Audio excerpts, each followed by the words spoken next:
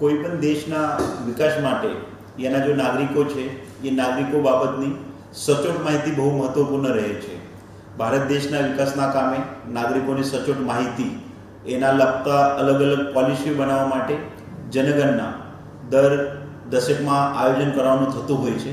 આ વખતે જનગણના 2027માં જે આયોજન કરવામાં આવી રહ્યું છે એનું આયોજન 17 મેથી લઈને 31 મેની સમય દરમિયાન યોજનાર છે.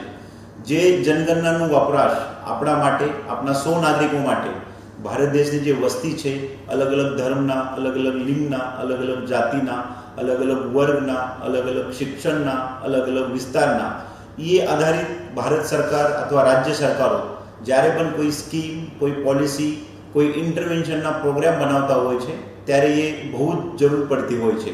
જેથી આ વર્ષે 2027ની જે જનગણના શરૂ થાય છે એ જનગણનામાં આપ સૌ નાગરિકો મળીને આ જનગણનામાં પૂરતો સહભાગ અને આપણી પૂરતું નોંધણી, આપણી પોતાની, આપણા ફેમિલીની, આપણા પરિવારના અન્ય સભ્યોની, આપણા મિત્રોની, આપણા સમાજના અન્ય જે સાથીદાર છે એની સૌની કરવું બહુ જ જરૂરી છે. જે માટે આ વખતે ભારત સરકાર તરફથી ઓનલાઈન પોર્ટલ પણ વિકસિત કરવામાં આવેલ છે.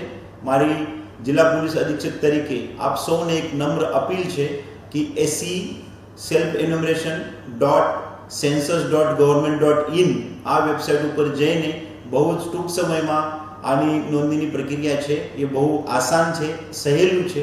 એ વેબસાઇટ ઉપર જઈને આપના પરિવારના સૌ સભ્યોની એક સચોટ માહિતી આપ પૂરી પાડશો તો ભારત દેશ આવનાર ટૂંક સમયમાં 2047 સુધી આપણે જે એક વિકસિત રાષ્ટ્ર, મહાસત્તા બનાવવાનું સપનું જોયેલું છે, આ સપના આપ અમે મળીને જે સચોટ માહિતી ભરીએ છીએ એના આધારિત શક્ય બને છે.